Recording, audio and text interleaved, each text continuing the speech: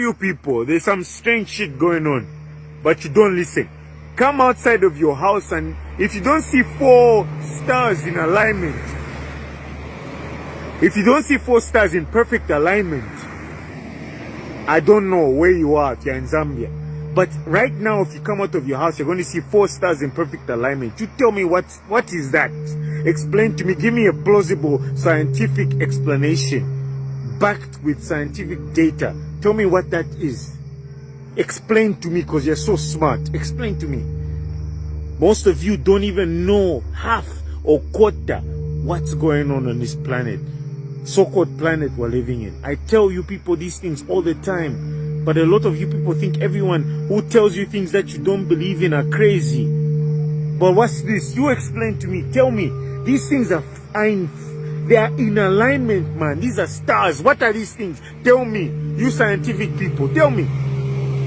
You know, I think that guy should call himself the Angry Zambian. I think that would be a very appropriate title for him. And not having seen that precise location in the daylight, it's a little difficult to speculate, but what those 4 lights might have been are bright stadium lights lost in the fog. Again, that would only be the case if this was some sort of fraud being created. But as you can see, in spite of the fact that skeptics say that UAP sightings only seem to happen in the United States or Western Europe, in places where the culture is very interested in them, all of this stuff was filmed in Africa, especially this recent footage taken from a reconnaissance platform managed by the U.S. military. And interestingly enough, AARO has released 3 pieces of UAP footage, all of which were captured over Africa for some reason.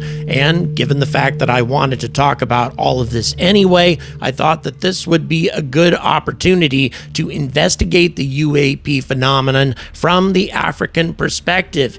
Is there a rich history of this phenomenon over Africa, as much as it might be the case with Western Europe or the United States? We're going to find all of that out right now. Good afternoon, alien enthusiasts, and welcome to another Angry Alien Bulletin. So once again, the Pentagon has given us a bit of an unexpected gift. After all this time of delivering only pieces of footage that they at least claim to have explained as being various types of mundane UAP sightings rather than anything that's been unexplained, now they seem to be on a more regular basis turning out things that even they have not been able to explain, at least not yet. And in this case, they seem to be focusing on Africa with 3 pieces of footage from Africa, one of which they claim to have explained, to others that they have not. The 2 that they haven't appear to be spherical objects. Again, we only get fleeting glimpses of them. It's not something that we get a really good up-close view on, which is a typical thing with these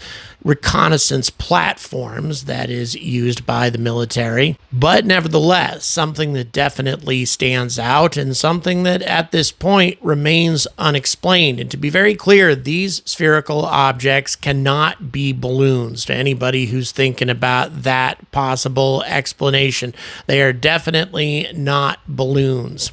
If they were balloons, AARO definitely would have filtered that out by now. They have a good understanding of the weather conditions, the wind conditions, that sort of thing on any given day at various altitudes. So if it was a balloon that was adhering to the direction of the wind, then they probably would have explained it away as being a balloon. So definitely not that. Has to be something else. It could also theoretically be some sort of thermal artifact on the footage that wasn't really there. They've made that clear as well. But still, at this point, interestingly enough, this footage remains unexplained. So since all of this footage came from Africa, I decided to do a more in-depth investigation of other footage that may have come from Africa, and also any sort of famous sightings from that region of the world. Because once again, skeptics like to say that the only places that UFO sightings seem to take place is in the United States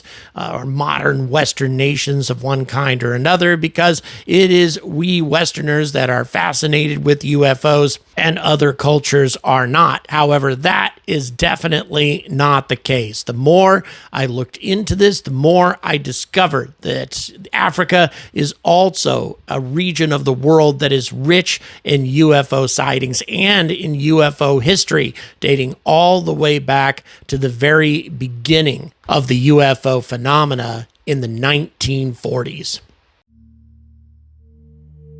Before we get to the AARO footage, I would like to talk about some of the most famous mass UAP sightings that have taken place in Africa, one of which took place on the island nation of Madagascar. The fifth largest island in the world, Madagascar is renowned for its unique flora and fauna. Although the island country boasts plenty of natural resources, it remains one of the world's most impoverished nations. Prior to 1958, in other words, when this sighting took place, the country was under French occupation and was known as the Colony of Madagascar and Dependencies. On the afternoon of August 16, 1954, personnel at the Air France office observed what was described as a large green sphere moving quickly through the sky. Several observers thought the object had been a meteorite as they watched it move behind a hill in the distance and anticipated hearing a loud crash upon impact. However, no sound was heard at any time, even as the object passed through the sky above them. After approximately 1 minute, the object reappeared from behind the hill, flying on a course that brought it directly over the perplexed observers at the Air France office. From this vantage point, the object appeared to be metallic and resembled, quote, a rugby ball preceded by a clearly detached green lens-shaped portion, which produced a trail of sparks as it passed over them. The object was estimated to be 40 meters in length. Some observers compared it to the size of a Douglas DC-4 aircraft. Observers of the object said that the odd lens-shaped frontal portion appeared to separate from the main body, moving ahead while also producing sparks. The Air France employee said that the object flew at an estimated height of no more than 100 meters based on comparisons with the height of a nearby hilltop. As the object passed over Tananarive, I think that's how that's pronounced, the observers said electrical lighting in various shops and residential homes suddenly blinked out. In addition to electrical disturbances, animals also appeared disturbed by the object.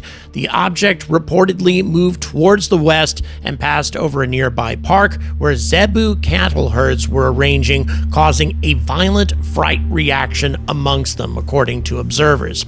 Within 2 to 3 minutes of the first object's passing over Tananarive, a second object described as identical to the first appeared, first observed approximately 150 kilometers away over a nearby farm. The second object also disturbed the cattle in the area, prompting farmers to call for help, fearing that the animals might drown as they fled into nearby marshes. Upon its sudden appearance, some witnesses questioned whether the second object observed had in fact been the reappearance of the initial UAP. However, the witnesses estimated that for a single object to have traversed the distance between the location where the initial observation ended and its reappearance over the farm school would likely have required a speed of close to 3,000 kilometers per hour. In other words, hypersonic speed.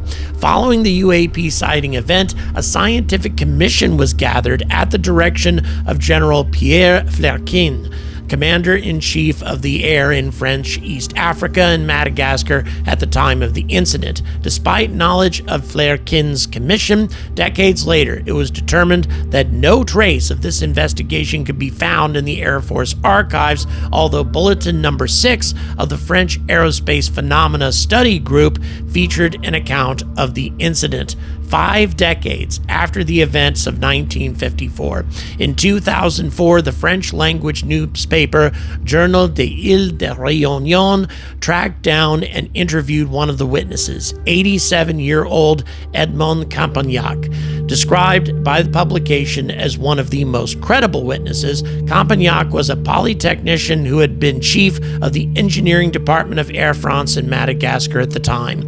On the afternoon in question, he had been near the Avenue de la Libération and had a vivid recollection of events. Campagnac described the object as resembling a very big football of metallic appearance, stating that the events occurred in broad daylight and were observed by tens of thousands of people as the object moved silently overhead, no more than 250 meters above the city. According to Campagnac, a report was filed by Father Coz, the head of the astronomical observation in Tenerife. Air France witnesses were questioned, after which the report was sent to the French Air Force. However, Campagnac told the Journal d'Ile that little was said of the report thereafter. Now, one thing I'd like to mention is that August of 1954 is a very interesting time as far as astronomy is concerned.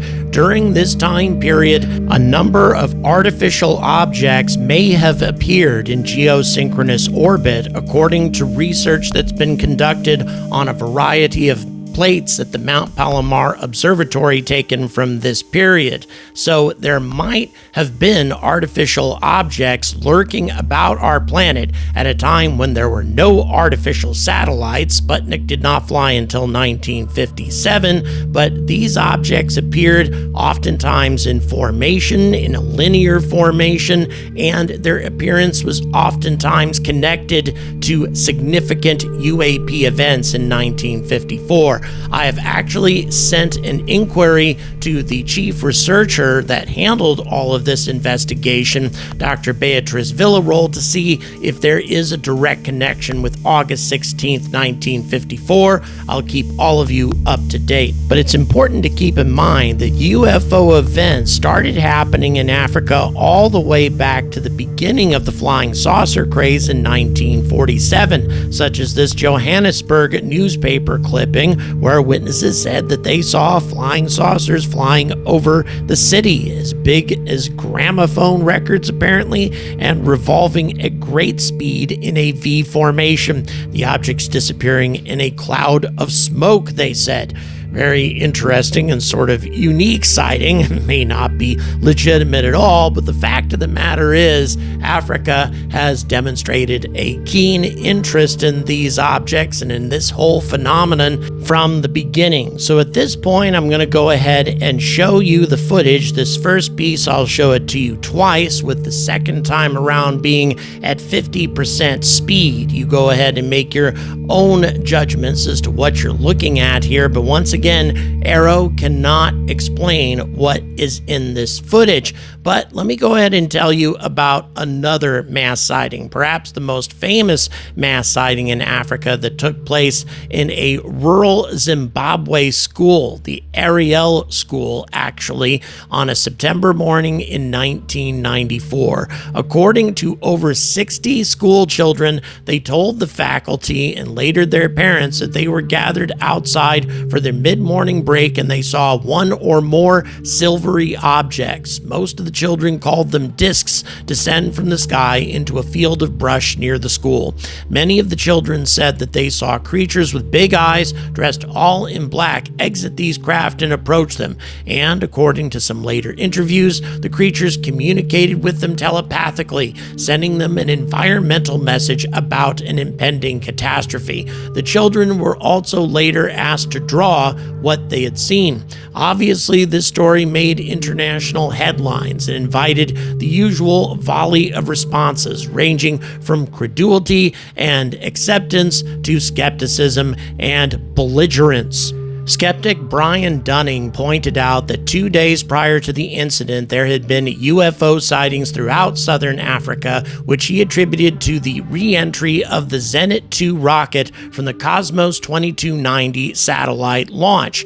The booster broke up into millions of burning streaks as it moved silently across the sky, giving an impressive light show to millions of Africans. The event even made its way into an article on mass hysteria in the Malawi Malawi Medical Journal.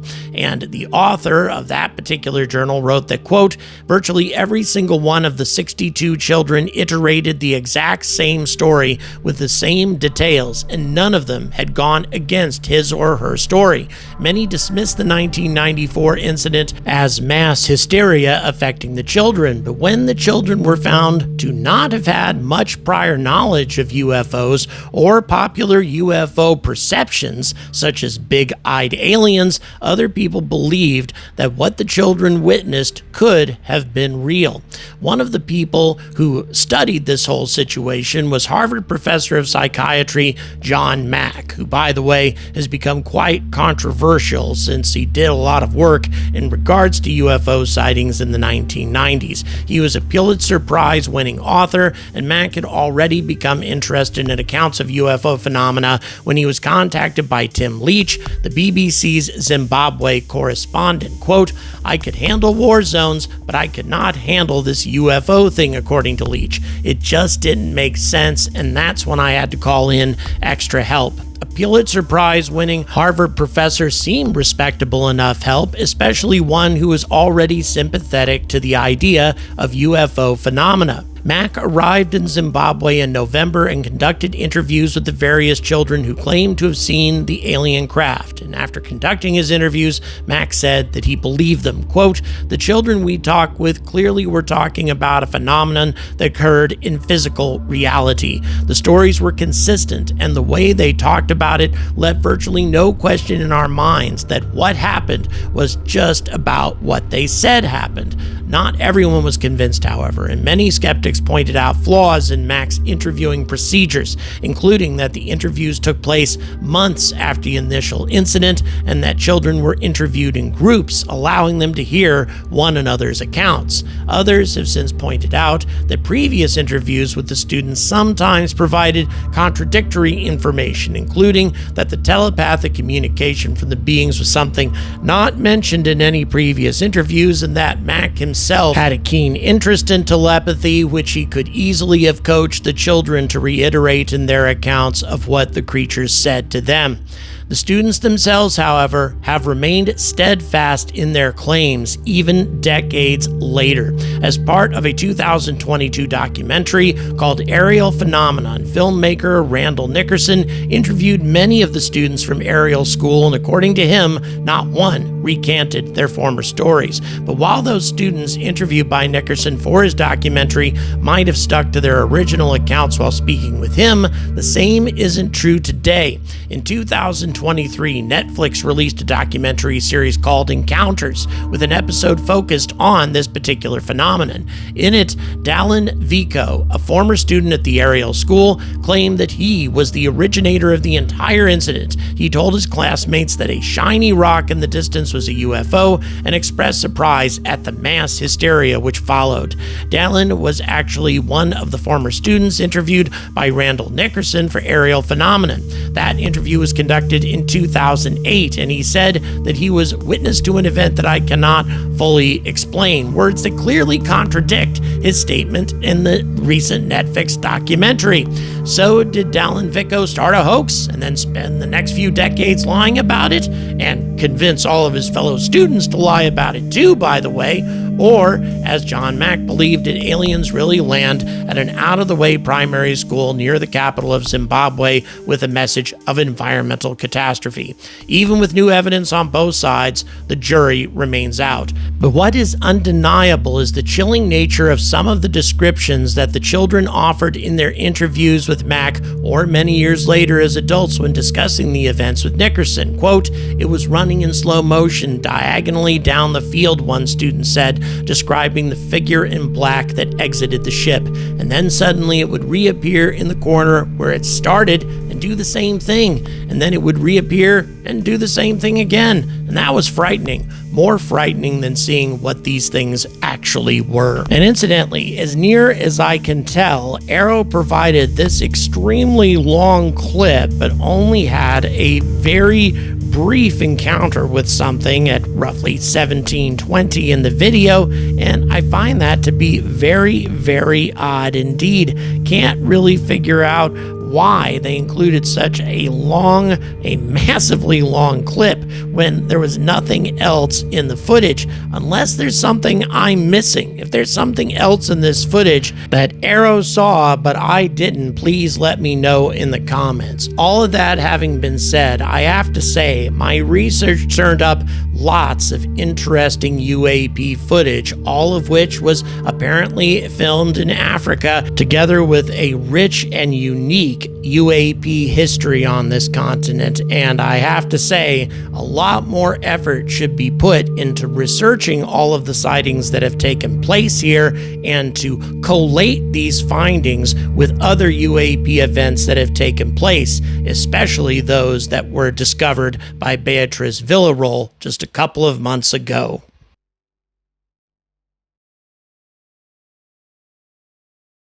So once again, fascinating stuff from Africa. I was really unaware of just how much had happened there, how many different UFO cases come out of that continent, and again, from a variety of different locations, not just South Africa, but other regions as well. And again, to me, this emphasizes the legitimacy of the phenomena, the fact that there is something flying through our skies, regardless of whether those skies are over the United States, Western Europe, or Africa.